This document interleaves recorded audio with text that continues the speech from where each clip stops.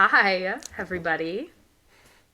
We are here to give you some information. And Callie's cat's making the noise in the background, I think. Oh, can you hear it? It's fine, it's not a big deal.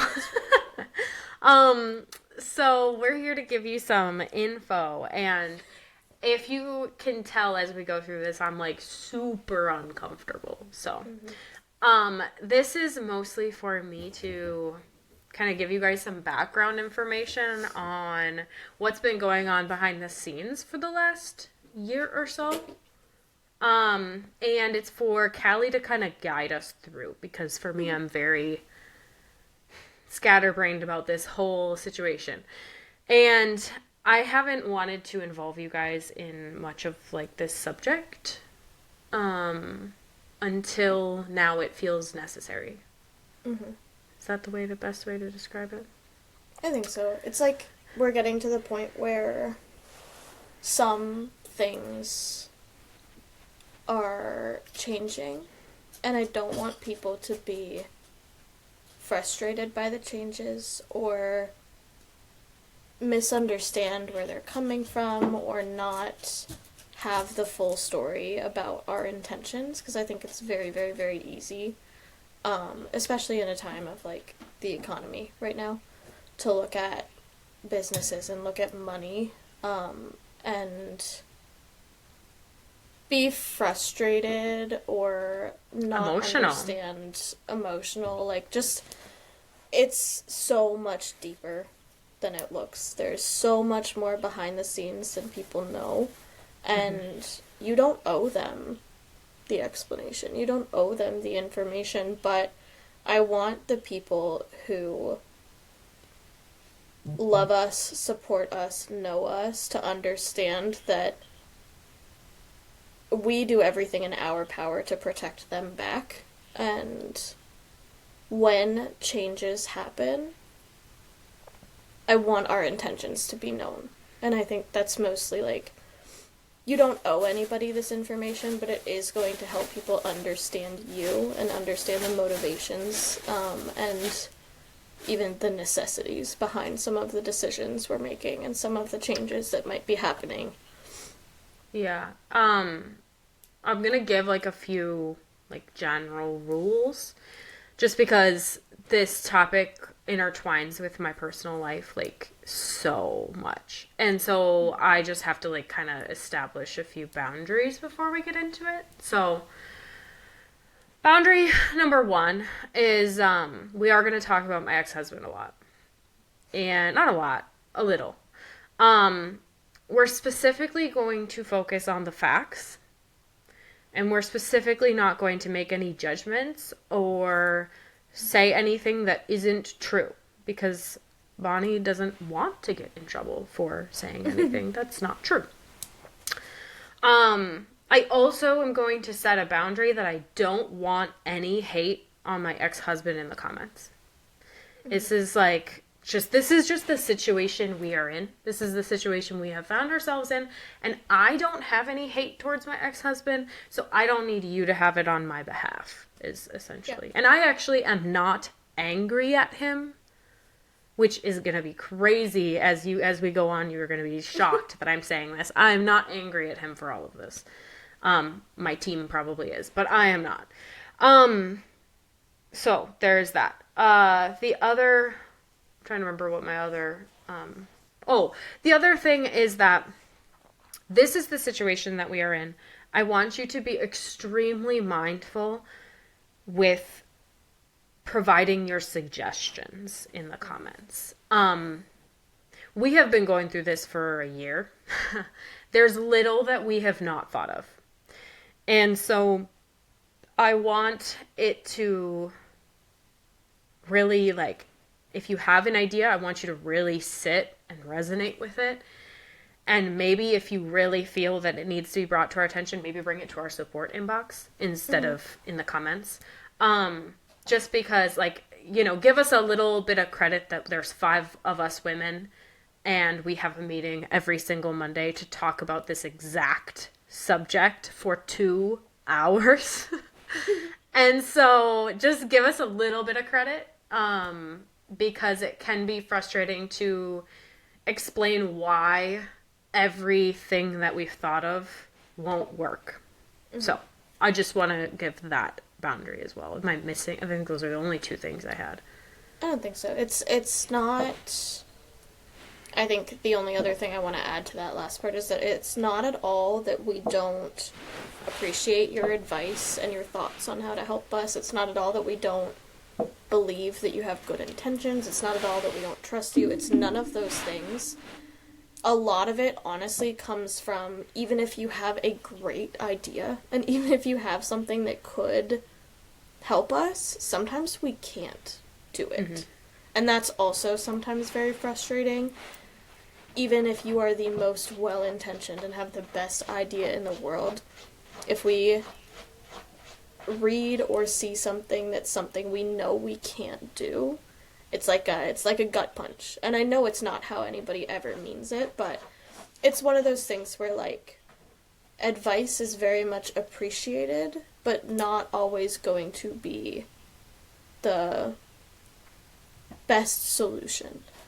Like, consider this like we need to vent, and we want ears and understanding more than we want solutions. There's nothing worse than when you go to, like, vent to your boyfriend or your husband or whatever, and he's like, well, did you try this? And I'm like, I don't need that right now, you know?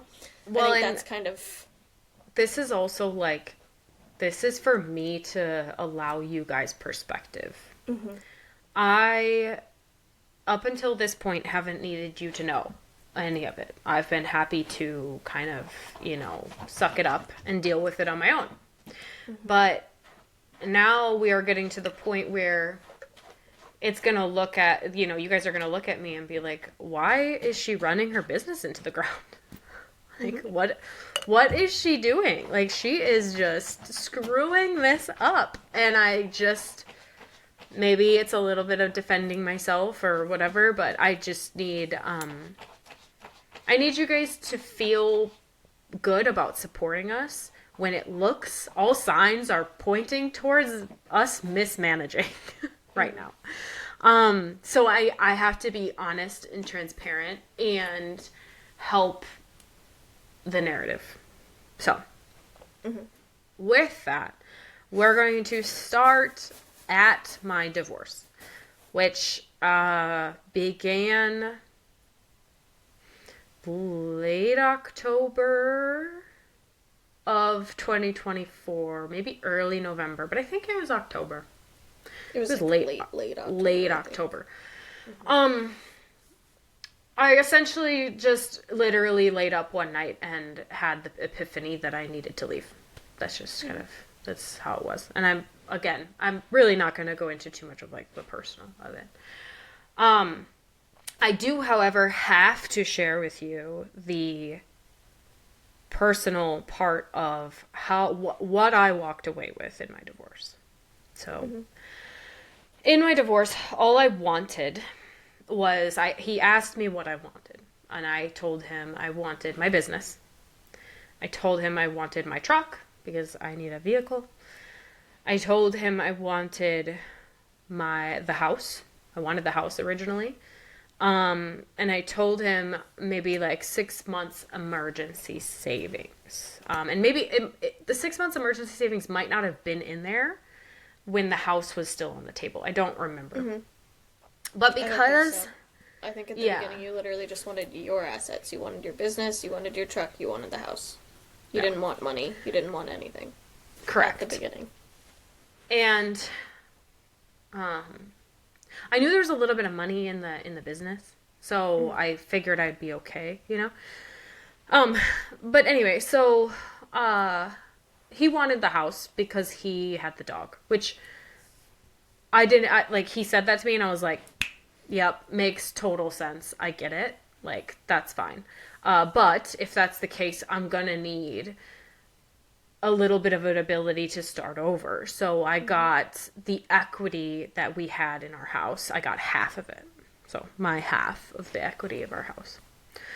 So our divorce actually only lasted for 2 weeks. It was quick. 2 weeks. It was I got the finalized divorce decree within 2 weeks. Well, actually, no. No, I got it much later, but the date was 2 weeks. That's what it was.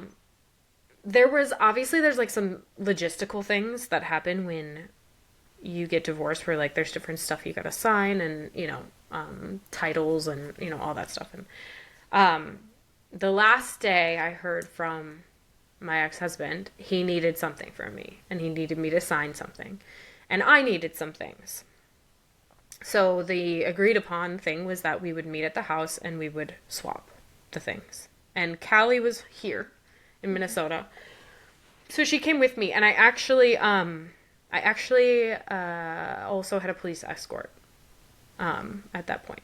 So anyway, to skip over a lot of personal stuff, I gave him what he needed that day, and I left without what I needed. And as I left, he shut off my phone. And so I went, I was kind of like, well, no big deal. I'll just go get a new phone. Well, this is the single most thing that he ever did to screw up everything. I had to get a new phone number, which is just the beginning of all the things. So you remember most of what we were locked out of on the team end. It was everything. Yeah. Everything. Like, even if you use your email to log into something, even if I know the email and the password, if you have two-factor turned on, which we had two-factor on almost everything for reasons, if you have two-factor on, even if you know all of your login, it's going to send something to your phone. And if you don't have your phone, some places give you that, like, forgot your password or whatever, and you can go through some steps to get it, but a lot of the things that we use, which is, like, business stuff, it's banking information, it's sensitive information, it's, like, it's not an easy account, it's not like a TikTok or an Instagram or anything. They're not just gonna let you change your information. They're not just gonna let you, if you don't have that two-factor authorization, if you don't have access to your phone, it's not a simple fix. So things like the website servicer we use to not only keep our website running, but also do all of the back-end stuff, the products, everything. We were locked out of that for a while.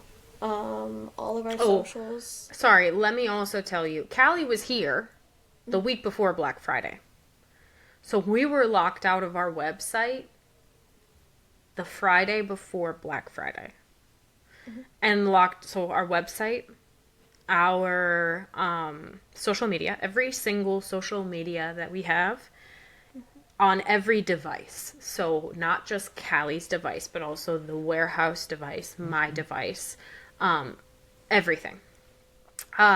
We were locked out of, I was locked out of all my banking. I was locked out of my payroll account to submit payroll, my insurance, this problem lasted 6 months. Like, really. We still have issues with it. We still will log into something and find out it has the old phone number, it has an old name, it has an old something on it, and we can't get in. Still, to this day. Oh yeah, it happened to me the other day, and it was a big problem, and we'll get into it. Yeah. So that was like the first, thing. And then it was the big, like, bomb drop, I had gotten, no, it was the Tuesday, oh no, that's what it is. I had gotten my check from him in the mail. My big, like, check that was the money that he owed me. And it was made out to my maiden name. Which you need your divorce decree to change your name. You need, it, and it hadn't come yet, and, whatever.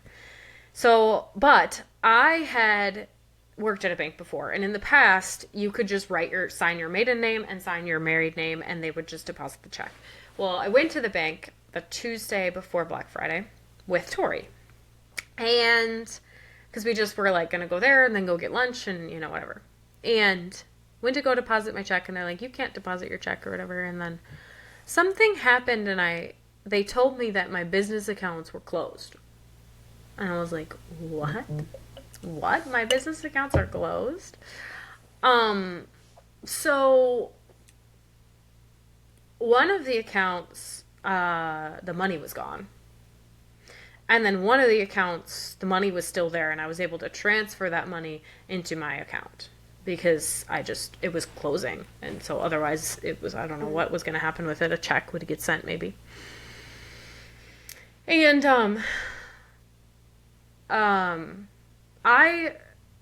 the divorce papers had some like dates in which we had to have some things done by. So like, I was supposed to remove him off of the business by a certain day and, you know, whatever. But the problem was I didn't have the divorce decree to then go remove him off of the business. And in order to close the bank account for me, to do it properly, and still be able to like open a new bank account without his name on it, because when you open a bank account for a business, if the business belongs to two people, both of those people have to be on the account. And so I had to file to have him removed from the Secretary of State, from the Minnesota Secretary of State. But I needed the divorce decree first before I could do that. And then I also had to change my name because my name in the new title of the business was my maiden name. So I had to get the divorce decree, go to the Social Security office, which you had to set an appointment for, which was weeks out, change my name, then go back to the bank, close the accounts, open new accounts with my new name, just me as the signer, and then we'd be good. But about 2 to 3 weeks before I was ready, he closed it. Yeah. Just closed it. Because you didn't.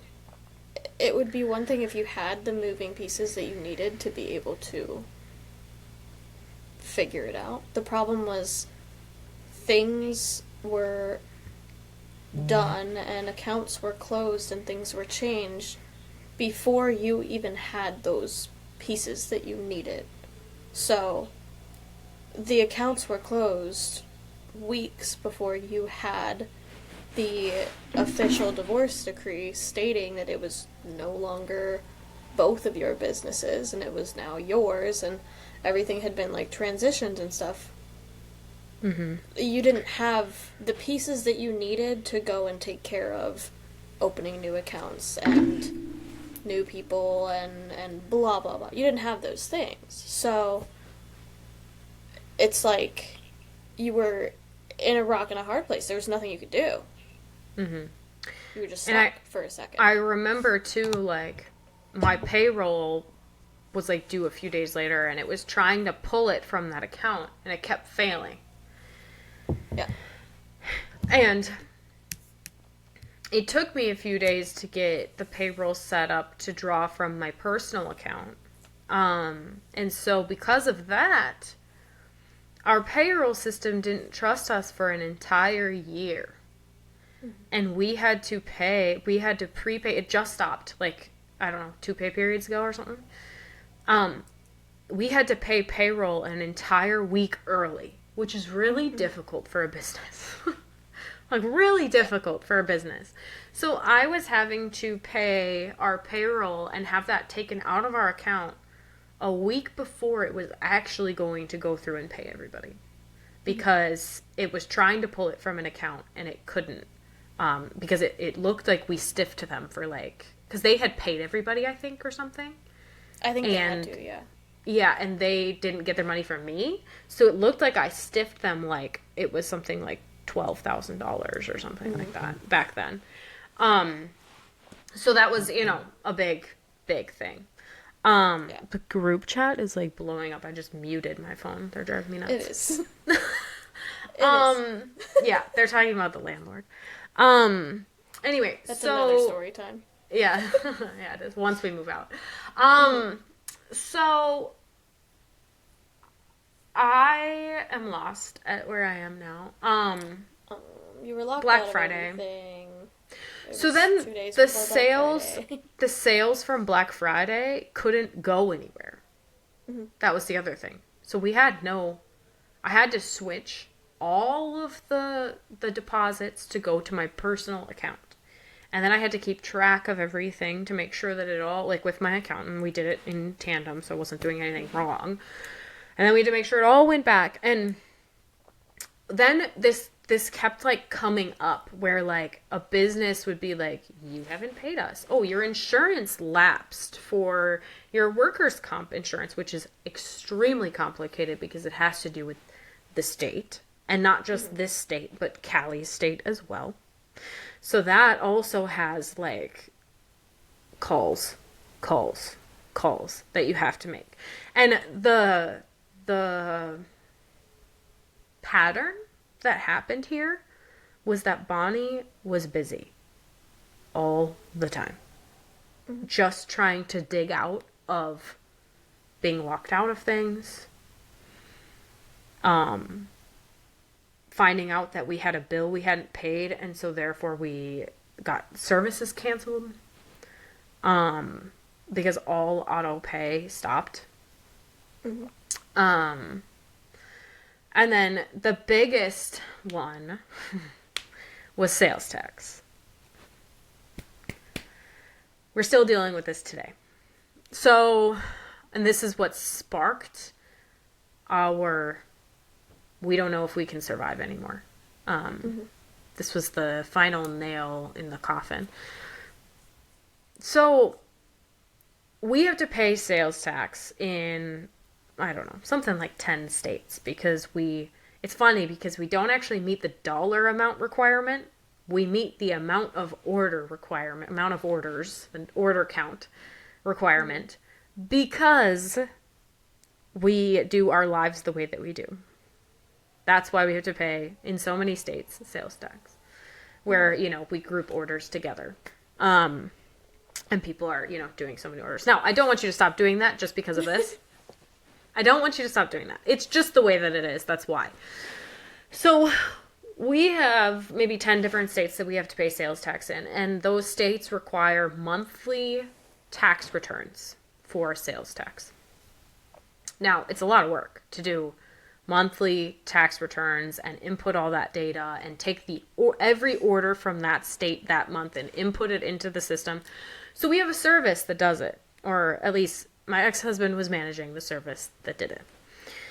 And he would kind of check in with me about it just to say like yay or nay. But for me, if it's really not on my plate, it's not on my plate. I'll give you a yay or a nay, but I don't know the details. And that's why sometimes I'll say to you like, Callie knows. I don't know. Like I said yes, but I don't know anything about it. So it took me, no, I didn't even do it. My accountant figured it out. It took us 6 months to figure out who the company was that was paying our sales tax. Yeah. We didn't even know the company. We didn't even know where to go for help. Also, I tried to go file them individually because I started getting letters from the state saying, you owe us, you're in default, all this stuff. I would get, I don't know, 10 letters from every state every month. Like, so many letters. The warehouse can tell you. The stack ends up being like this big. And I was actively, Callie can vouch for me, I was actively trying to figure this out for 6 months. Every day for 6 months. Day. Yeah. And this is all on top of, like, the regular business stuff. So, like, it's one thing to, like, hear this and be like, oh, yeah, that is, like, a lot of work. That really sucks. But at the same time, you're doing all of this while also trying to continue the business. Like, that never got to stop. So, when you're already at 40 hours a week, if not more, to maintain your business, to do production, to do your lives, to do all of that, where does all of that time go? It doesn't get paused so that you can deal with this stuff. This is all on top of all of that. I would also It like was to borrowed say, time. We didn't have anything. right, and I would also like to say that all of my spaces got taken away from me. So like my office, like I had nowhere to work. Like if I was at the warehouse, there was no way I was getting any of this type of work done. There's no way. Like that's the type of work I do at home because it's just with the staff in the warehouse, it's not gonna happen. Yeah. So all of my spaces to do this all got taken completely away from me. And um it was like I decided, I'm like, well, maybe I'll just call the states and see if I can get the logins for the online systems to then be able to file them myself, because I had a rough idea of how to file them because we had been filing the Minnesota sales tax before we started owing state sales tax on other states. So I had like this like back file in my brain of like I remember watching Dylan do it like once, you know. It's like I know it's possible. So I started calling. But he was the administrator on all of the accounts, and they had no record of me owning the business at all. And I couldn't get in. I couldn't even verify myself. Yeah. I couldn't even verify myself because I didn't know who the company was that was making the payments. And what they wanted to verify was the dollar amount of the last payment, which the company that pays them takes it in a lump sum and then disperses them. So I have no idea how much. So I remember one day I got a particularly like threatening letter from one of the states, and I called. I think it was Illinois. I called. It was Illinois. And I was on the phone with this girl, and she just must deal with this all day. And there was just no way for me to get the information. There was no way. And all I wanted to know was, like, I'm trying to remember. All I wanted was access to the account, I think, to be able to make a payment. I was trying to pay them. Yeah. Just wanted to pay them. Because they send you bills, even though you're not supposed, apparently I find this later, you're not supposed to pay those bills. That's just an estimate of how much they think that you owe. So they'll send me bills for like $800 here, $1,000 here, $1,200 here, and I was paying them. Because they say, pay it here, like write us a check, send it, and I was paying them. So the ladies, like, I remember crying on the phone because I was like, what do you want me to do? Yeah. I just was like, I have no options. What can I do to prove to you that I own this business and I am the sole owner of this business? And she goes, there's just nothing we can do. And the answer was nothing. Like, I remember that moment so vividly because we had been trying to, even on my side, like, I have no idea what I'm doing. I'm not an accountant. I don't do taxes. I don't do, like, I can manage finances, but I'm not an accountant. And even on my side, Bonnie and I were together, like, going through very, very confusing, like, forums on websites, and, like, there's no help for it. Nobody tells you how to do it. Nobody tells you if you're looking at the right number or the right identification or whatnot. We tried getting into old accounts. We tried every single email. We tried making new accounts. There, like, nothing was working. And then you go directly to the source. You call somebody and you're like, what the can I do? And the answer is nothing. Literally nothing. I also tried to hire another company because I didn't know like who the company was. So I was like, well, let me just interview new companies and I'll do a new company. I hire a new company. I pay for it. They say to me, you have to have your logins for every state for us to be able to do it. So I pay for nothing. For nothing. Mm-hmm. Anyway, but we only found that out, like, months later. We were under the impression, and we were being told for months and months and months and months, that they were taking care of it. So, this was a later down the line recollection of, like, oh, we paid for nothing because you couldn't do anything and you didn't tell us that. So at a certain point, we did think, like, we were like, okay, we can It's breathe. done. Like, we've got it taken care of. Like, they're taking care of it. And for, like, what was it? Like 8 months It was less than that, plus, but yeah. they were not taking care of it. Yeah. Well, and then there was also like a period of time where like our website provider can do it. And I was trying to set it up through our website provider, but then again, you need the logins. Mm-hmm. Finally, one day, my bookkeeper was like, I think I found your tax people. And I got in a hold of them, and they said, you owe us money. Yeah. And they're like, we've been trying to contact your ex-husband to pay us, and we have not been able to, so we just wrote it off in our books as like, you're never going to pay us. Thank God they didn't send us to collections. They could have. So I hired them again. Great. They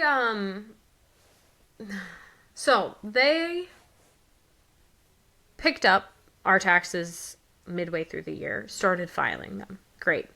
They have a different team that goes and does the back taxes that we owed that we hadn't been paying this whole time. The threatening letters that I'm getting. This is where Callie's getting at, that we find. So I pay a retainer. It's like a $3,000 retainer or something like that. On top of that, I pay the fees and the state fees for the interest that we owe for every month of not paying. So then, which all of the sales tax that we have paid this year and everything we have lost to sales tax is insane. Mm-hmm. We've been dealing with it all year. All year. Just write a check. Write a check. Oh, you need $5,000 more dollars? Write a check. Write a check. It's just been rough. For sales tax, which is what really gets me, because sales tax is like a $2 charge on your, not even like 30 cents on your orders. Like, there's just no way, right? Yeah. So I hire them, I pay them a retainer. They say, okay, we're going to go back and negotiate with the states for you. And we're going to try to tell them what happened, and we're going to try to get them to take away their fees, whatever. I then get, a couple months later, they say it takes a while, right? Takes a while. Mm-hmm. I then get, a couple months later, a letter from Illinois that says, you are due in court. Because, because we have a bill from you and we're going to revoke your business license and your ability to practice business in the state of Illinois. I call the sales tax people and I'm like, what is going on? And they're like, oh, they didn't tell me, they forgot, but like, it was like they decided to file all the back taxes that day. Like, it was like, okay. And it was like, all right, this was 2 months ago? Something like that? It was not long ago. 2-3 months ago. They were like, okay, we need $500. We need for this state. We need $1,000 for this state. And then we need a big $5,000 lump sum to pay these other states. Fine. I pay it. They pay everything. They forget to pay Illinois. I go in, I call Illinois, I pay Illinois, my court date gets canceled. The court date, I think, was for like January 2nd. Like, it was like recently. Anyway, court date gets canceled. Don't have to go to Illinois for court. Thank God. Business license saved. Then, this is the whole sales tax. I'm just giving you all the way through sales tax. When Callie was gone on Tuesday, last week Tuesday, my accountant, my bookkeeper, tells me, I don't think you've been paying Minnesota sales tax. And I'm like, no, like, you're wrong. Like, you're wrong. I have to have been paying it. Like, this company that we hired, like, they gotta have been paying it. But then, I have this moment where I realize, yeah, in my head, I'm like, oh no, Dylan used to pay Minnesota. Like, he used to do the taxes for Minnesota because he had already been used to doing it. So he was like, I might as well save the money and keep doing it. So I go to look at the state of Minnesota. It turns out I owe them all sales tax for 2024 and 2025. And if you can imagine, our home state is Minnesota. We pay the most tax here. Okay. I find out that we owe over $10,000 in sales tax. And interest, plus interest. So, because also he switched our sales tax to be paid yearly when really it wasn't supposed to be switched to yearly because we made too much that year, or we sold too much that year, and they want their money monthly. And so we're going to get charged sales tax for every month of 2024 on top of the interest compounding for every month of 2024 and 2025. It's like devastating. It's devastating news. Yeah. I'm so used. We've after been bled dry for the last year, because we're being told we owe here and we owe here and we owe here, and it's all okay, we just have to trust and believe, because You can't just not pay your taxes. correct, you can't just not pay. And we're looking at it, it's not that we aren't trying to get that information or looking into it or having people help us look into it and stuff. We're actively looking at it and not finding the answers and not being able to just take care of it. So you can't just not pay, and you can't make things resolve or find the answers where the answers just aren't right now, And I want to cover this before I forget. So I got to my accountant second in the divorce.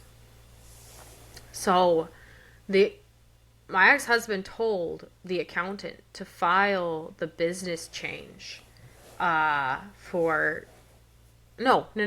My ex-husband went and filed the business change to put it solely in my name before I could do it or have my accountant do it, because usually I have my accountant do that stuff.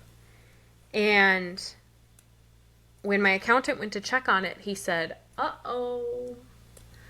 He changed it so that it looks like you've owned the business in your sole, ownership since the beginning of 2024. Which we got divorced in November of 2024, the end of 2024. Mm-hmm. So what that means, he told me, is that I am solely responsible for all the taxes for that year. Let me tell you guys, we sold $1 million that year. And the business had no money at the end of the year. This is where I might actually cry. So, I had this moment where I had to decide, do I spend all my personal money that's meant for me to build a life and buy a house? The money that was in the divorce that was supposed to be for me to start over? Or do I take out a loan to pay it? And I decided to take out a loan. Because at that time, let's take out a loan and pay it. We'll pay monthly installments. Mm-hmm. And there was also a time where, because I had so much time of being dedicated to chasing all this stuff down, I had to hire. I had to hire my jobs out to Mia, Des, Jake, everyone. I had to hire it out because I couldn't do it myself. I was constantly chasing down all these leads to just then pay money. And all of a sudden now our payroll was up here. Our bills were up here, which we used to be able to handle them just fine because we didn't have payroll expenses, right? And then I was chasing down these leads, and we were also constantly getting hit with like surprise bill after surprise bill. And my surprise bills are anywhere between $5,000 and $20,000, like every time. And my taxes, like, how am I supposed to be able to afford to pay all the taxes on $1 million business when all the money that we made that year was left with my ex-husband?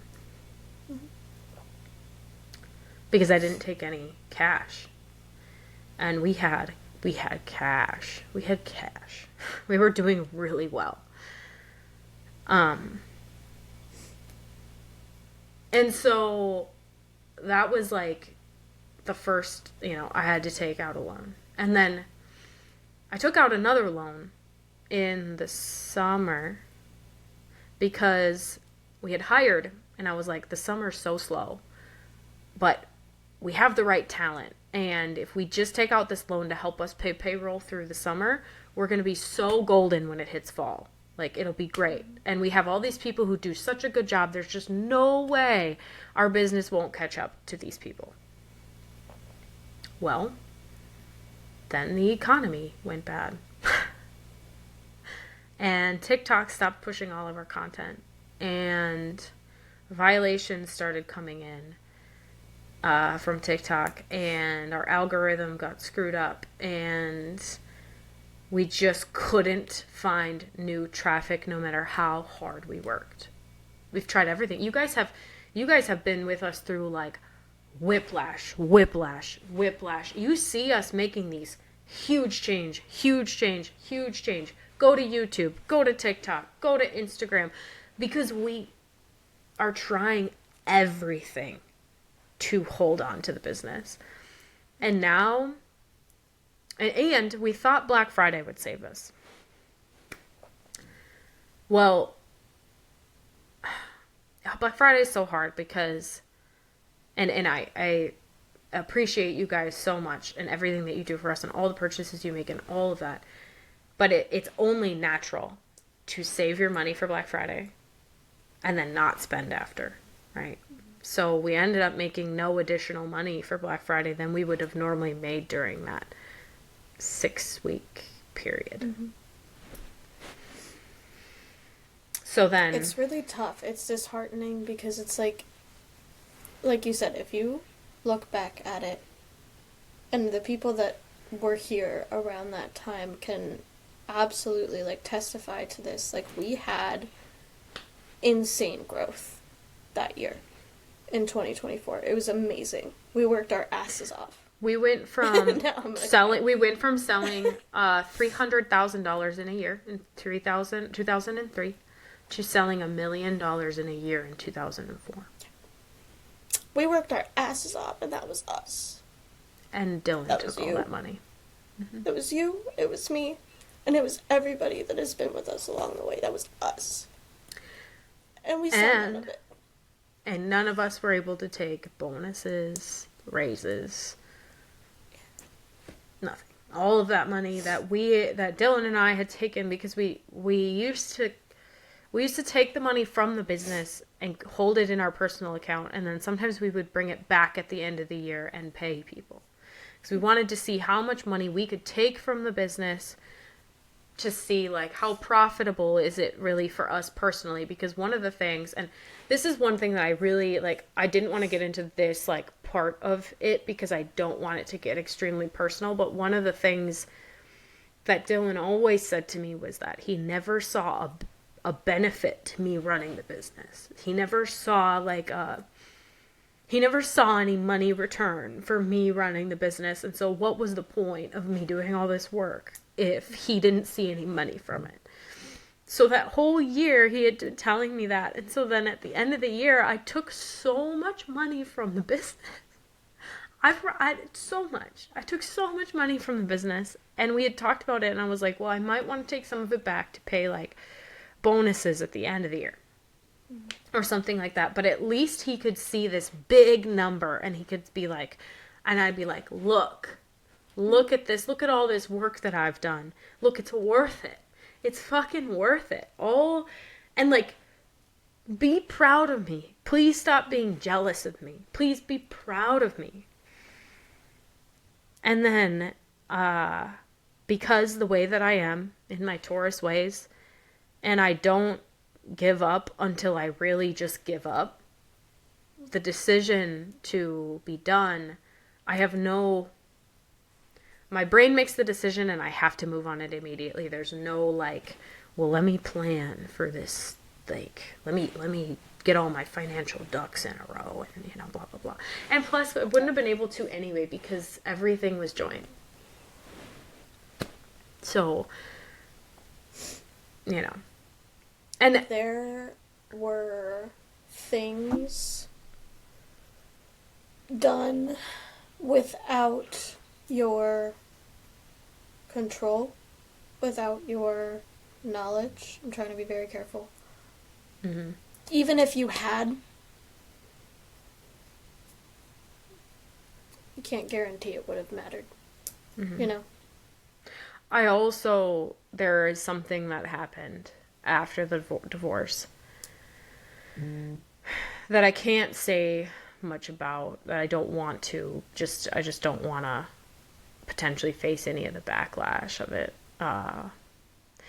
There's no backlash that I can get, but I don't want the headache, because this has already been so much of a headache. I don't want any more. I can't have any more headache from this. Like, I'm at my end. So I'm trying to be very careful about what I say about certain things, because there are definitely things that were done wrong. Definitely recourse that I could have that I'm not going to have. And I'm not going to pursue because I don't want to. But anyway, there was something that was done that a large lump sum of money, 2 or 3 large lump sums of money before the divorce was actually finalized, was reallocated to not us. And that also took away from everything. And I will say that was done, it was done with my consent, but I was not happy with it. So, it was I was not happy with it. So, I know there's more. I know there's more. But it's not like we have to rehash every single detail for you guys to understand where we're coming from.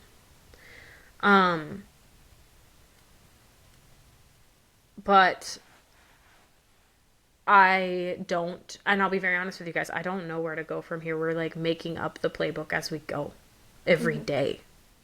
Our goal is to make a certain amount of money every day. Like, we are just going day to day to day. And that's what we're doing right now. And it's going to get even harder because I have a decision that I've made that is either going to sink us completely or it's going to help. Mm-hmm.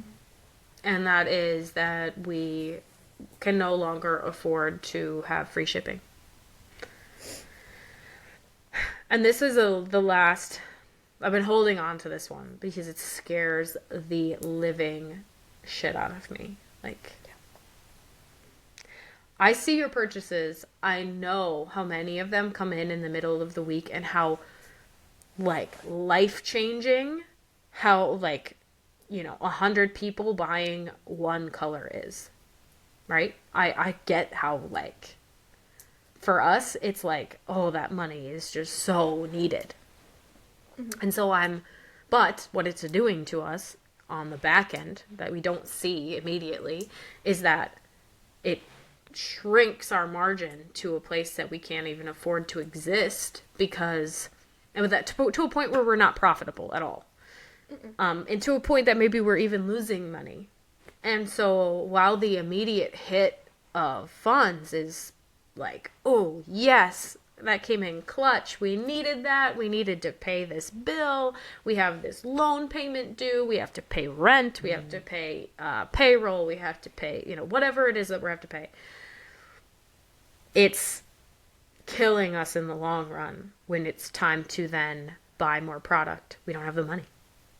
Mm-hmm. So, like, Like, for example, I just ordered liquids. I paid half of it through the business, and the other half is going to have to come out of my personal account because of the Minnesota tax bill, which I haven't paid. I've paid some of it, not all of it. I have to pay it in installments. But because of that, I can't pay for the rest of the liquids with the business. I have to do the personal. Yeah. And I also want to give you guys a little bit of like a view of like my personal finances are very separate from my business finances. So, and it's because they're in different leagues. If I were to take all of the money I have to my name, every single dime, I would only be able to fund the business for 12 days. So, I can't at this point like be doing a whole lot of like I can't save the business myself. I can't do it. I can't like make sacrifices for myself to then like, oh, if we just budget a little bit here on the personal side, we can save the business on this side. That's not how it works. Yeah. A business's bills are too much. It's natural, I think, like on the customer side of things to like see, I don't know, you can add up the money that you spend or you can add up what you see and whatever and be like, they should be making so much money. And like if they're making that much money, well then Bonnie probably gets paid real well. Callie probably gets paid real well. And it's like, sure, but those are like baby numbers compared to what the business needs. And again, I mean, look at the economy. It's we are in the same boat as you guys, personally. All of you know how much I talk about. Like, I'm 25 in my parents' basement. I'm very, very thankful that I have that option. But it's not where I want to be. I want to have a house. I want to be able to afford all of the things that I need to afford. We're in the same boat as you guys. If you remove us from the business that you see, we are just people too. We are the same people living on similar worries, concerns, everything that you have. So I think that's also a perspective that I think can get like lost a little bit. You see a business that does really well or you think is doing really well, and behind the scenes it's like really not. Like Bonnie said, if we could sacrifice our salaries, sure, and we would stay in business for one more week. And then the business dies. And so do we. You know, like it's very easy to get lost in like they're doing fine. And that's exactly what this is all about. And like I know it looks like I, live in this nice house with this property, and I do, but I also rent it. I don't own anything. I don't own anything anymore. I used to own so many things. Yeah. I don't own anything anymore. I used to own a house. I used to own, 2 vehicles, a camper. I used to own so many things. I don't own anything. It's so hard. And it was easier to own things and build that equity. When you owned those things, it wasn't necessarily easy, but it was easier in that time to acquire and keep things than it is today. Well, and now my needs are so much bigger than what they were versus like my life grew inside my previous home too, and my previous home accommodated what I needed. And now what I need is so high, and the rent we have to pay to get that need accomplished is insane. Like, and we borderline can't afford it, and everyone is struggling. And I don't know how many of my customers relate to this. I'm sure a lot, but like, I can't sleep at least 4 nights a week. I did not sleep last night at all. I have not slept yet. I'm going to go probably sleep. I need to do a couple work things after this, and then I'll probably sleep. But I have not slept yet because I don't know. I've been thinking about all this stuff. We had been talking about doing a tell-all. We had been talking about shipping, and I just couldn't. I get this point where I get really antsy without actually making the move and telling people. I can't wait a week. And I had already been waiting a week because Callie was gone. I can't just keep sitting on all this information and pretend like everything's fine when it's not. And you know, we'll get past this hump. I think it's really rough. I will tell you, this is what the finances of Tundra Dip looks like. After payroll on, you know, what day is payroll? It comes out tomorrow night. I'll have $2,000 left in my business account. That's it. Mm-hmm. And I have credit cards, loans, like up the wazoo. If you can imagine like I said, I had to pay an entire year's worth of tax for the business on a loan. I had to pay to keep my employees through the summer when I thought maybe that's a bad decision. Maybe I made some bad decisions here. Maybe that's true. I will like own up to that. But I really didn't anticipate everything turning on us in the way that it did. And I really thought that in the fall we'd be able to like get it back. And I forgot about this part. I had to make a really hard decision this fall. And in Black Friday, I had to let go of one of my team members that I had made commitments to. I had made commitments to this person. I had taken them from their other job. Like, it was I have fired so many people. This wasn't a firing, but I had fired so many people. I'll tell you that. At my days of Wells Fargo, I've fired so many people. I've done it so many times. This was the hardest one I've ever had to do by like 10,000 miles. I've never had to do anything that hard. And so, like, I'm responsible for that. I made decisions anticipating things that didn't happen. And that completely rests on me. Like, 100% rests on me. And what I will tell you is we have to hold on to the staff that we have now. They're so good at their jobs. They're so good at their jobs, and they are so needed by our business. And I can't think of a single person that is not absolutely vital to my business. And so it's either we all go down or we all are successful. Like, there's no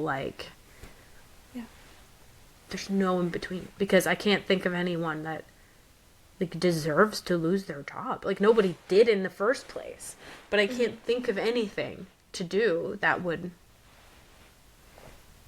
put us. And also, I was just telling Callie this before the meeting. It's not the people that are the problem. No. It's the surprise bills, we also are working very, very hard at, like, I just went today to go look at a new phone plan for everybody. Everyone has like a work phone because we do so much content on our work phones. I'm going to be able to cut that bill down by like $400 a month, $450 a month. So that's like great. We're going to be looking at some and we have been looking at all this stuff, but like, this is like, we're going to start making some like significant sacrifices here. Yeah. And so we're really trying to wrap up all the loose ends, and that's where shipping comes into it. And, shipping is more than the amount we pay in shipping every month is more than I pay 2 people every month. So it just has to be a change. And we have some plans, like we're going to have it like, I don't have like concrete things, but it's going to change today. I couldn't give a lot of notice. I apologize. Sometimes I do have to be a little bit businessy. I couldn't give you guys notice because if I gave you guys notice, I would get 100 orders for one base. And I can't afford to do that. I can't afford it. I can't afford to ship everybody one base liquid. That would sink us, like, doing that. So, unfortunately, I have to make this change without any notice. I will be giving us free shipping during live streams, specifically our Thursday night live, and then any other lives that it makes sense when we're selling, like, single items. We are still going to do that. We believe that's vital to our business strategy. I've been talking a lot. You're doing great. I just want to cry. Yeah. Yeah. It's just rough because, like you said about the team, like, we have the right people. We have the right people, we have the right motivations, we have the right intentions, we have the right customers, we have everything right. We have the right product, we have the right model, we have the right... Everything is right. Everything's right. And unfortunately, we are very heavily reliant on whether you see us or not, whether you know we exist or not. And that is the only thing. It's the only thing that we can't control. That's it. And we've tried everything. And we are going to continue to try everything. We're doing in-person stuff. We're doing certain marketing here and certain whatever there. We're trying everything. Let me tell you, Des has been killing it. She has. And we wouldn't, without Des, we would not have the time to look into and find all of the avenues that she has for us. So it's like, nobody is sacrificeable. I don't know what the actual We don't have any virgins to sacrifice, okay? No, we can't lose anybody because everybody has a pocket in the business that they are needed. Without them, we don't have the time to take it over, which means we don't have the time. If we would have to take over somebody else's job, something else would drop. Like, we can't. And I can do content, but not consistently. No. Like, that's the trick, is, like, if, like, I can absolutely produce content, but sometimes, I would say, every other week, 3 days of my week is stuck doing all this back work and accounting and taxes and just, like, all the BS that comes with owning a business. Last week, I spent Tuesday, Wednesday, Thursday, all day on all of that. And I try to take Fridays off. You guys don't even know this. I try to take Fridays off for myself, for my house, so that I can be a wife and a dog mom to my dogs for 1 day a week. Because you work weekends. Because Saturday and Sunday I work creatively, so does Callie, so that I love my staff, but, like, I need quiet sometimes. Like, I need there to be a day where it's not like, oh no, the fire's burning everything down, you know, like that type of thing. Like, I need, like, oh no, some guy came to the door this morning and was screaming at me and we had to call the cops. That happened this morning. Like, I need days to work creatively where that type of stuff is not going to come up. And it's not that stuff isn't valid. It's just, it gets in the way of being able to make product, to make money, to keep the business running. Like, because I have to be in a certain mind to make pretty stuff. Like, I can't be making pretty stuff when I'm just like, oh my god, the landlord and the fucking this and the, oh my god, I'm gonna kill everybody. Like, I can't. So, my Monday through Friday is very much that type of energy. Like, I'll be very honest with you. In the last year, I have experienced more stress than I have ever experienced in my entire life. It's crazy that I'm still the happiest I've ever been in my entire life. But I have never been so fucked. Like, and we shouldn't be. It's maddening. And guys, we've been doing this for a year. It's maddening. It drives you insane because you're like, this is it. This is the thing. This is the change, and it's gonna work, and it doesn't work. And you're like, I figured it out. This is it, and it doesn't work. And like clockwork, you just keep fucking going. And you have all the right people, you have the right product, you have the right everything. It should be working. There's no reason why it shouldn't. Even in the economy that we're in. We should be able to find people who can afford our product. Yeah. Correct. It's a large amount of people are suffering, and we want to be able to cater to them as well. It's got nothing to do with that. No. But not everybody is suffering.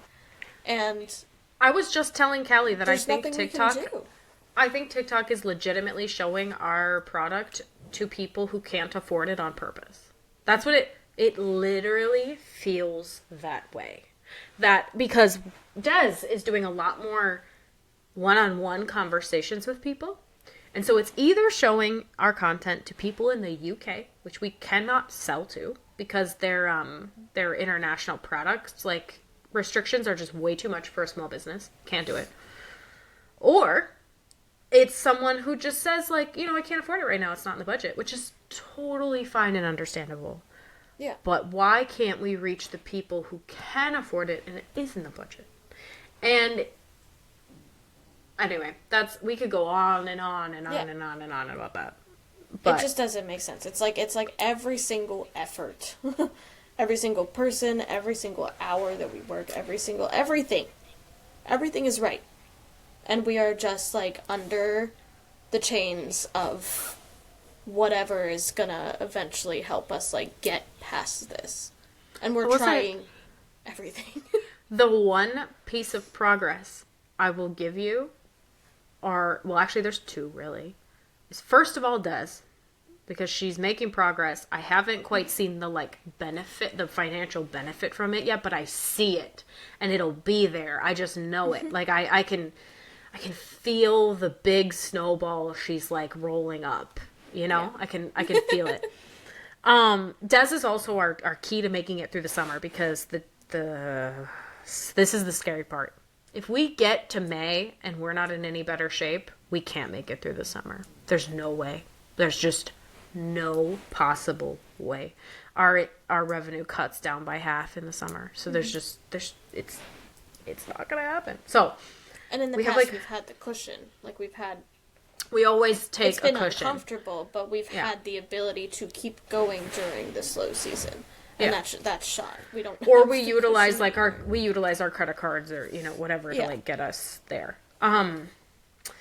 But the second is Mia is making some of the coolest content I've seen. First of all, in our business.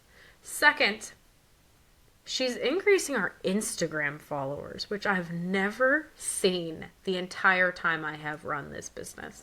It's insane. We have never gone up in Instagram followers for 5 years. Before Mia just recently started, really taking over Instagram. So, I see, those are the, two pieces of progress I see. Mm-hmm. There's no other progress. That's it. Yeah. And I'm not saying, team members aren't doing a good job. Brooklyn does a good job. Callie and I do a good job. But I'm not seeing any progress towards that very specific goal anywhere else. Yeah. And the work hasn't stopped. So it's effort. If anything, it's more because we're always let's try this and let's try that and let's do this. Yeah. And let's add that. It's like constantly being punched in the face. And then you feel better. And you're like, "Oh, that sucked." And then you're like, "Oh, things are about to be better." And then you get punched in a different spot, the worst spot. Or you're like, "Oh, maybe I should duck," and you get punched before you even have the time. Yeah. To finish the thought. And I'll start saving some money in the account. I just recently was able to save some money because I'm like, okay, we're gonna be able to pay for these liquids totally out of cash, which is golden, right? And then the sales tax thing hit, and I owe more than I even have in the account. And I'm like, And it's whoa. not something that we can just like, oh, we'll put that on the back burner for now. Like if we don't have liquids, we don't have product to sell. We don't have money to make. Like it's not like we have sacrificed the things that we just can't afford to do at the moment. The things that we have left are the things that we cannot sacrifice. We can't not get liquids. We can't not get powders because that's what we do. You know? It's And, not even like anything is avoidable. When we need it, we need it. And what do we do? Yeah. Like, I know you have to make purchases today. Yeah, it, you know, and then, oh man, I don't remember what I was going to say, but it's just, it's funny because I don't get that upset anymore, which recently the sales tax thing, like, man, that was the final blow. Like, I should have been down, but I was like, typical. Like, oh shit, that sucks. Yeah. I was hyped up about it when I was like trying to figure out how much I actually owed, and then by the time I got the final number, I was like, and then the next day the accountant calls and they're like, no, it's actually going to be double that. And I'm like, oh, okay. All right, sick. I got it. And then they're like, oh, by the way, you owe us now for the last year of accounting, so like, here's our bill. I'm like, oh, great. And my What else do bookkeeper, you do? my bookkeeper actually said to me, you don't need to pay us for a couple weeks. I feel bad for you.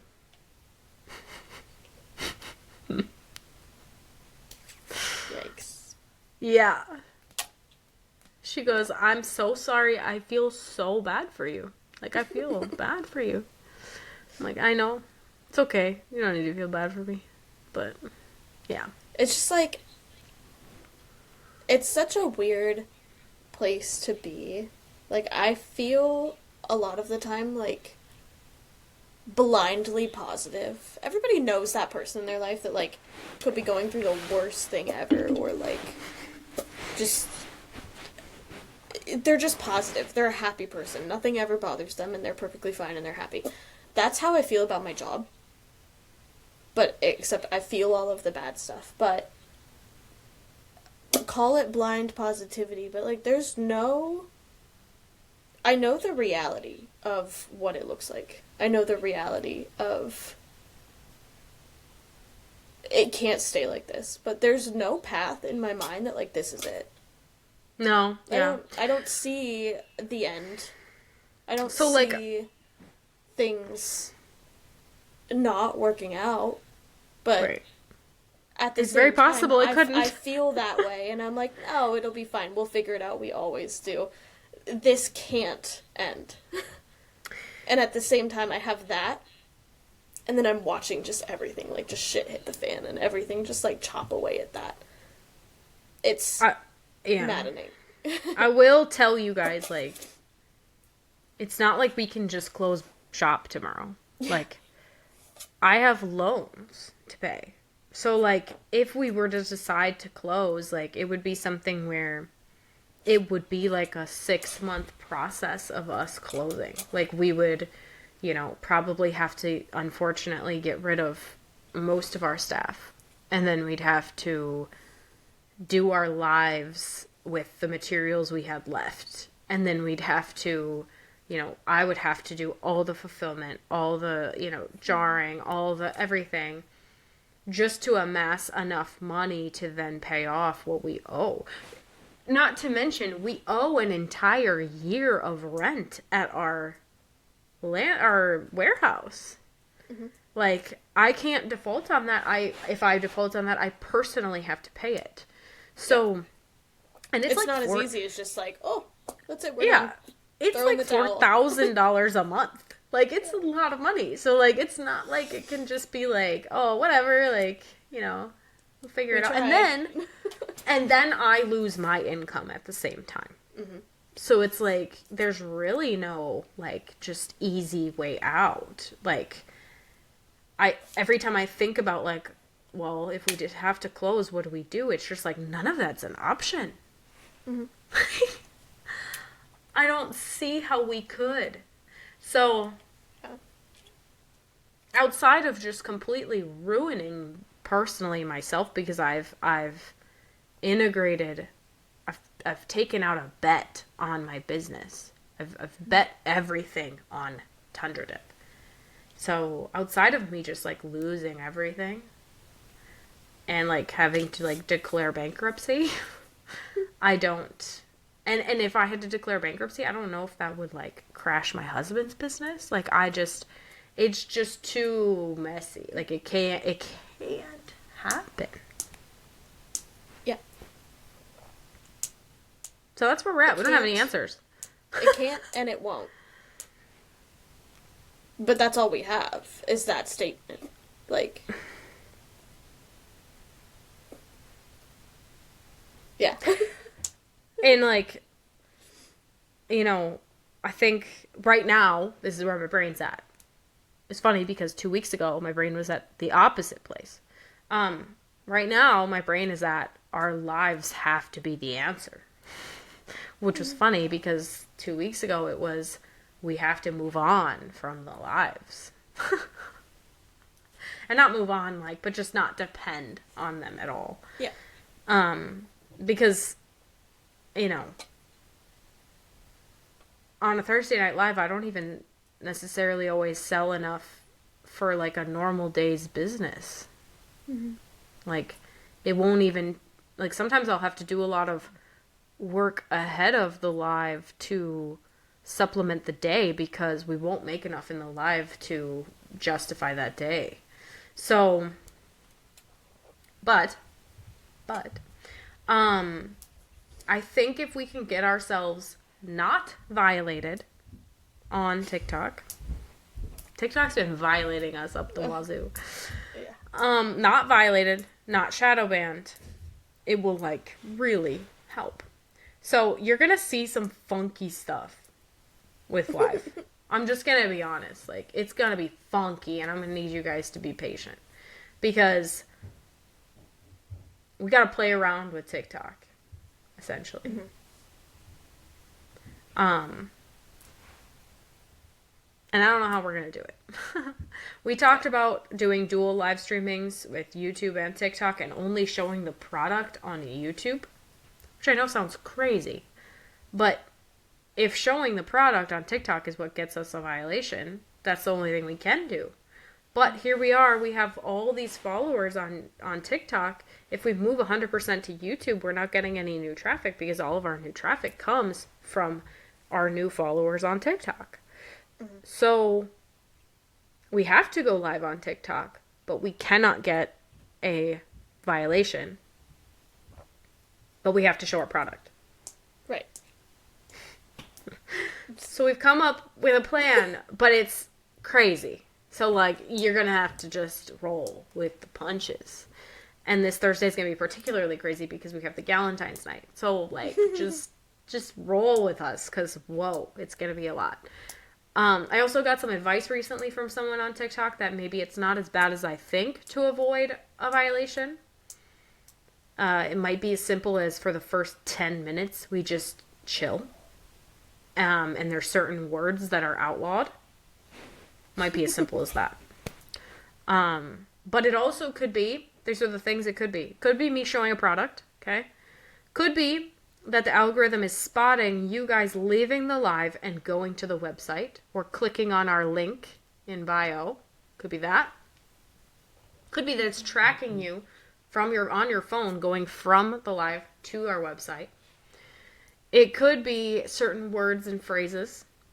So, like, taking all these things into account, we got to decide how we're going to move forward. And we've kind of come up with a decision on Monday, but now we have some more information, so we're going to kind of think about it again. So, yeah, I mean, it's going to be trial and error. And not that it hasn't been. I mean, we've been here and we've been there, and we're not doing this anymore. Never mind, we got to do that. It's been like that forever. So, like, when I say, it's gonna be trial and error, like, brace yourselves. You guys are well fucking braced. But, continue to hold on, I guess. Because Do you know every week is gonna be like, does this work? Does this work? Does this work? Until we like hit it. And when we hit it, the world's gonna change. It's just a matter of we need to hit it. I need stats on how many times in the past year, I have texted Callie and said, so, idea. What do you think of blah, blah, blah, blah, blah? And then she's just like, no. Or she's like, I like it, but things. no. You get 3 answers out of me. You get, hell yeah, brother. Run with it. Yeah, yeah. You get, no, I don't know that we can do that. Or like, what do you mean? Tell me more. That's me basically being like, no. Or you get, I like it, but maybe not. Or like, I don't think so, but like, I'm down for it. Like, no in between. I also will say that all the changes that I've decided to make in the last week, in our meeting, when I like announced them, not a single person gave me a single moment of, it was all like, fucking finally. Like, yeah. And so, I've been holding off because I'm just I will be very honest. I'm very worried that charging shipping is going to tank my business. And it could. Just everything that I know of my business and how it runs, every cell in my body is screaming that it's a bad choice. But it's I can't not make this choice. I can't do it. So I've been put into a corner and there's no other decision I can make. And so. There's a lot of like, I don't want to do this. This would tank the business. But if you don't do it, the business tanks. There's been a lot of that for the, like, full transparency. A lot of the like changes that you guys see or decisions that we make that you just might not understand, or you might not understand why this has to change or why we have to do it different because it was just fine before. A lot of that comes from, I don't want to do this thing, but not doing this thing means we get to the same outcome if it fails. I'm even like hesitant to bring this up because I don't want it to come off the wrong way. But it is also crazy the way that business and people's psychology works. Because, for example, like our starter kit, to me it makes sense to charge maybe even a little less than what we make for it to get a new customer. So, like, we pay, a lot of customers, or a lot of businesses pay to get customers, right? We don't have a whole lot of advertising budget, which, by the way, please don't even get me started on the paid advertisements. Don't even go there. TikTok punishes you for paid advertisements. Yeah. Anyway, so as much as, like, it seems like it makes sense to offer the starter kit at such a banger price, right? You're like, wow, how could anybody say no to this, right? But then people's brain goes, it's cheap. It's terrible. It must be terrible. It must be a bad product because it's so cheap. Yeah.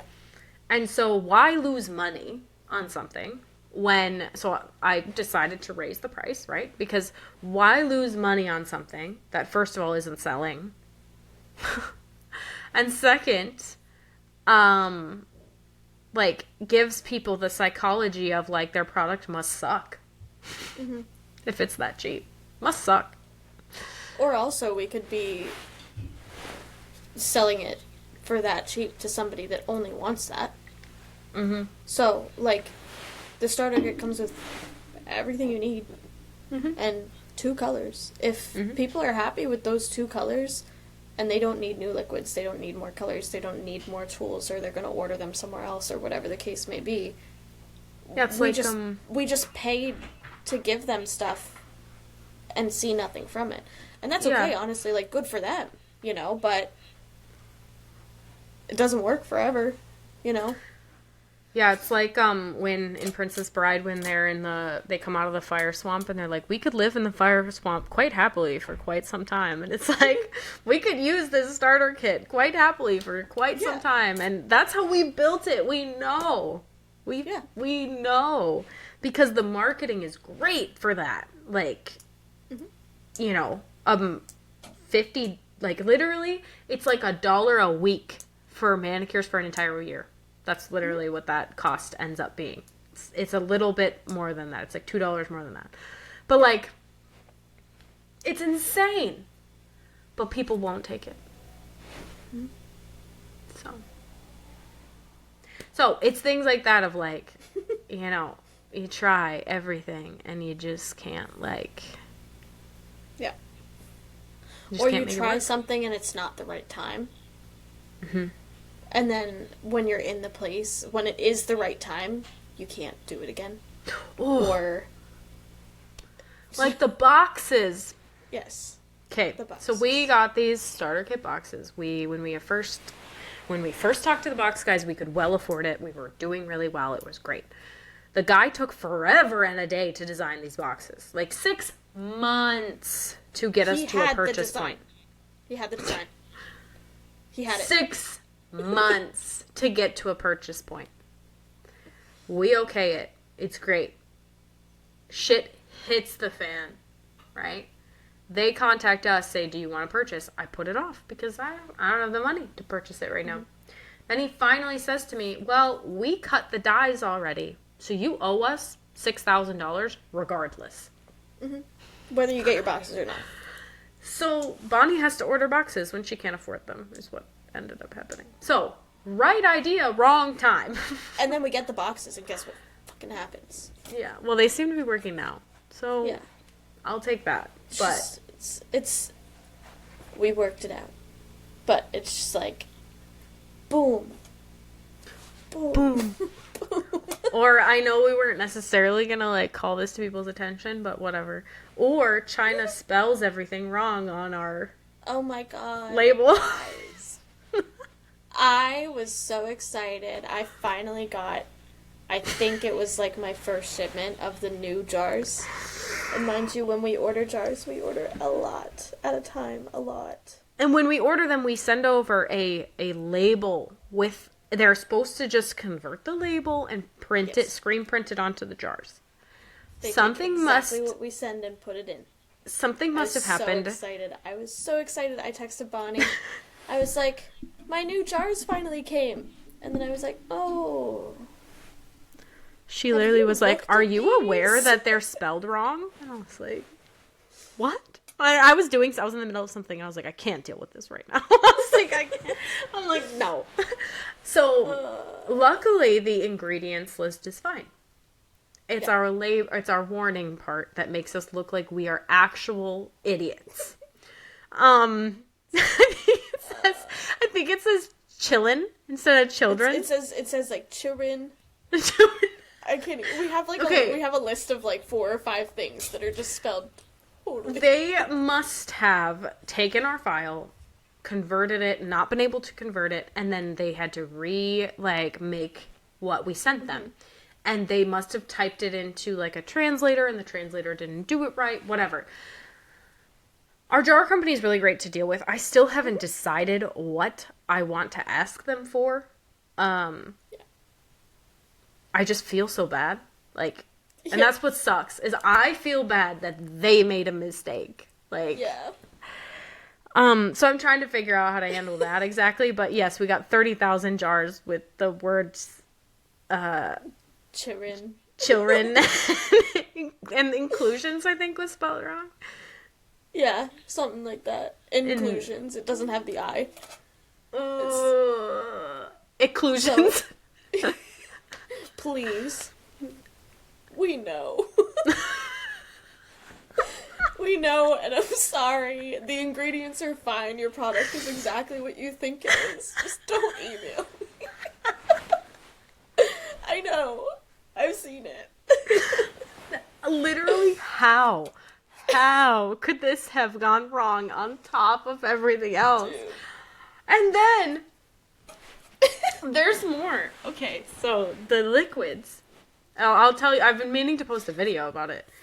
The liquids, sometimes right now when you open the base or the top coat, the brush doesn't come with the cap for the very first time when you open it from the factory.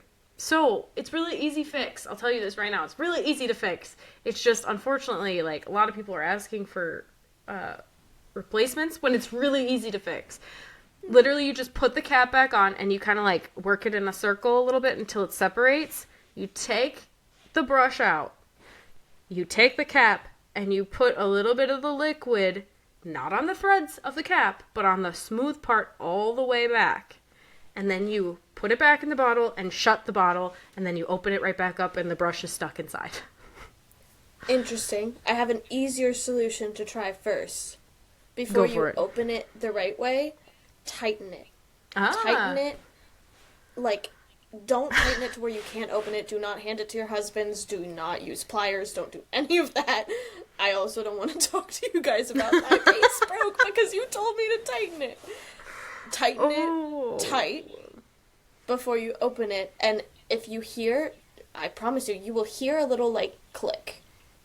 It's a lot of the time, I think, in manufacturing, probably a machine screws the top on and it doesn't screw it tight enough, so they fill the bottle, they place the thingy in the bottle, they screw the cap on, and the thingy is supposed to click into the cap. Mm-hmm. If they don't screw it enough for it to click, the brush stays in the bottle and not in the cap. So tighten it, see if you can hear a click. If it doesn't work, then do what Bonnie said. Just frickin' glue it in there. It works. And then the worst part is, like, we don't have the best relationship with this supplier, because we just don't communicate well. Like, it's no fault of anybody's, really. We just don't communicate well, like, at all. Really difficult to communicate. Callie thinks it's their fault. But we don't communicate well with this specific supplier, so I don't even think if we asked them for anything that they would do anything. Like, it just wouldn't happen. So, it's just on us to fix it. And this is not what we want. Like, I don't want to be sitting here in a video being like, oh, I didn't plan this. That's not what it's supposed to do. It's not what it's supposed to do, actually. If you just do this, and then you jump through this hoop, and then you contact this guy, then this will work. Like, I don't want to do that. You should be able to unbox your shit, and your brush comes out in your bottle. Oh, there's more. Oh, no. The nail dust brushes. Oh, yes. The plastic part keeps separating from the brush part. Yeah. Guys, it's ridiculous. And these are things that we have bought before many times without any issues. Yeah. And now, all of a sudden, when we really just need fucking one thing to work properly, and our margins are tight. Actually, no. Yeah. So, and our margins are tight and we can't just... So we have to replace it. Yeah. So we lose money. And we lose money to ship it twice. Yeah. Or if we don't send it out, like the brushes, because Brooklyn's been catching them, like, we just lose all the money on that product that we spent. So it's like, what? Because then because times are so hard, suppliers don't want to work with you about it. So, like, if you discover a problem, they're just like, meh. Versus we still, like, really try to stand by our stuff with our customers. And so we're getting hit on both ends. We're getting hit on the supplier end where they don't want to fix it, and then we're getting hit on our end where we do want to fix it. So, whoa. Anywho, I think that's really all we need to go through with you guys, but I felt like it was needed, and I was very nervous about it, but I feel a lot better. And the same thing about, like, last night when I recorded the video, I really never, ever in my life wanted to post a video like that. Like, ever. Mm-mm. It so goes against, like, every single thing that I ever stand for in the, like, marrow of my bones. Mm-hmm. But, like, I will for my employees. Like, I will fight for them. I may not fight for myself very often, but I will fight for them. But after I did it, I felt so much better. It feels like the gloves are off. Mm-hmm. Like, I've been fighting for so long, but people have been, like, holding, like, my arms back or something, you know, and I can't really make punches, and I can't really, like, make any difference. But now that, like, it's all out in the open, like, we can just run. Mm-hmm. and I don't know what that's gonna do. Understand. You know, I think the last thing that we want is for anybody to think that anything that we do is in vain or ill intentioned or for our benefit and not yours or anything like that. And the fact of the matter is, it is all like completely the opposite.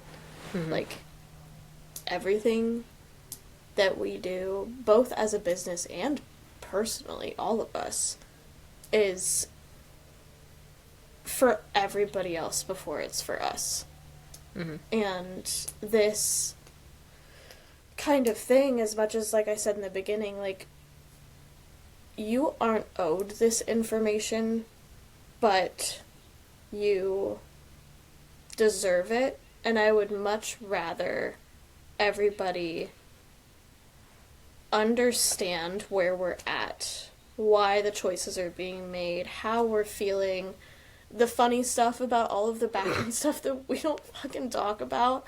I would much rather you see that, even if it's uncomfortable, and not what anybody else maybe would do, so that you know where we're at, you know. I know that we have lost customers this year due to adjustments that we've had to make. And I have not once been able to defend myself on why like things had to be the way that they were. And like it's hard for me to word it as like standards dropped, because it's more of like a training thing. Like I don't know that people understand, like, because we try to hide this stuff from you. We try to hide it from you. Like, legit, I try to hide these things from you, because why would a business want to say, like, we lost all of our staff that we've had for 2 years, so get ready for some errors. Like, why on earth would I want to tell you that? And so when I hire new staff, whether or not you think it, fulfillment is insanely difficult. It's insanely difficult. They have a hard job. I mentally couldn't, like, do it anymore. I still sometimes, like, there's a week that Brooklyn's going to be on vacation and I have to go and do fulfillment. And every time I go to try to do fulfillment, I am so lost. Like, it's going to be a rough time. But we lost every piece of fulfillment staff that we had, and then had to train all new staff. And Bonnie doesn't have a car. Bonnie can't go to the warehouse whenever Bonnie wants. Bonnie doesn't have a car. Can't go. So Bonnie's trying to manage everybody from afar. Like, this is hard. This is hard stuff that's happening. And so therefore, I don't want to say like standards drop, because our standards are up here. It's just that it takes a little bit of time for training to meet the standards. And I promise you, there was a lot of, like, you guys need to figure your shit out. Like, there was a lot of, like, tough conversations with fulfillment.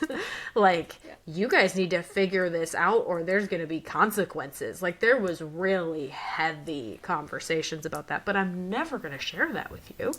No. Like, that's not something that I share with you, because you guys get the happy, like, fluffy part of our business. Rightfully so. You should. You're a customer. You pay for it. Correct. But because we are so upfront and so honest and so transparent, it doesn't look like we're doing anything about problems, because we're just not going to, I'm not going to tell you that I had a very unfortunate conversation with one of my team members today about their performance. Like, I'm not gonna. Yeah. So I just want you guys to know and trust in the humans that we are. Make us aware of your thoughts and feelings, because the worst thing I really hate, like, learning that something was happening that I didn't know about, and that you were feeling a way that I didn't know about, because that's how things build and build and build. But please come to us before you get to the point of not shopping with us anymore. Also, you don't have to threaten us with it. Like, we'll take you seriously. If you give me some feedback and you use some, like, I'm super disappointed words, I'll take you seriously. Like, I promise you. We don't want any of that. I would much rather. I think people get really caught up in not wanting to bother or not wanting to annoy or feeling like we have like bigger fish to fry, but like at the end of the day, as much as we are a community and we all love each other, you are our customer. If you are not happy, you are owed an explanation if you want it. You are owed help and support if it is applicable. So, you emailing the support inbox is doing us a favor because it allows us to see you, talk to you, help you, whatever the case may be, whatever it needs. If we don't have the opportunity to help, or if we aren't able to even know of a problem, we can't fix it. So it's either going to continue to happen, maybe to other people too, if we're not aware of it, and it's something that's happening in like orders or whatever, you know? It's just, I don't want people to feel like they're being annoying by bringing something to our attention, even if it's feelings based. Like, even if you're like, listen, I feel like I've been rubbed the wrong way by this, or I feel like someone was ignoring me completely here. Correct. Right. Even if it's feelings based, even if we don't owe you any product, like, I still would like to know and be able to, like, acknowledge or take care of it, or even just help you know that, like, oh, I'm really sorry you feel that way. Here's something that happened, or here's, like, I don't know. It's just, we want the opportunity to help you and take care of you guys back. So I want everybody to understand that not telling us or not letting us in or not giving us that opportunity to help hurts us more than we would be burdened ever by like, you bringing it up. For example, the essentials bags that the girls did a little while ago. You guys don't know this, but the products that they had planned to go in those bags were completely different than what you guys received. They were trying to balance, like, getting some much needed product out of our warehouse that we need to, like, it needs to get sold through, and the daily sales goal that they wanted to meet. They were balancing a lot of different things that were all very good things. But then the result of it, when we thought about it and referenced back to a support ticket, was, oh no, customers are going to be upset when they get this. I know that they're going to be upset when they get this. And they open it, and it's a bunch of stuff that we just put on sale, that they passed over, that they didn't want. And now they're going to get it, and they didn't want it to begin with. Yeah. So the team decided to repack all the bags to make it something different, something better, something that people would like, and it was a huge success. People loved what was in them. But if we wouldn't have known about that support ticket before, that there was a different product that a customer's really disappointed in, we never would have thought to have done that, and then we would have upset however many more people at the same time. Yeah. So, we can go on forever and ever. But, I appreciate you guys listening, and I appreciate you being here for us always. And it's crazy because I feel, even though I provide you with a product, I feel like I owe you guys my life. And so, there is a sense of, like, there's never enough that I could do or say or demonstrate how meaningful you guys are to me and to my business and to my employees. So, I wish I could give you everything for free all the time and just live off of air and you know, whatever. I wish that that could be the thing. I would love to just be vibes only, but it's not the world we live in, unfortunately. So, but thank you, and thank you to Callie for walking me through it all and being here with me while I was nervous. So, I appreciate you all. I love you all. Goodbye.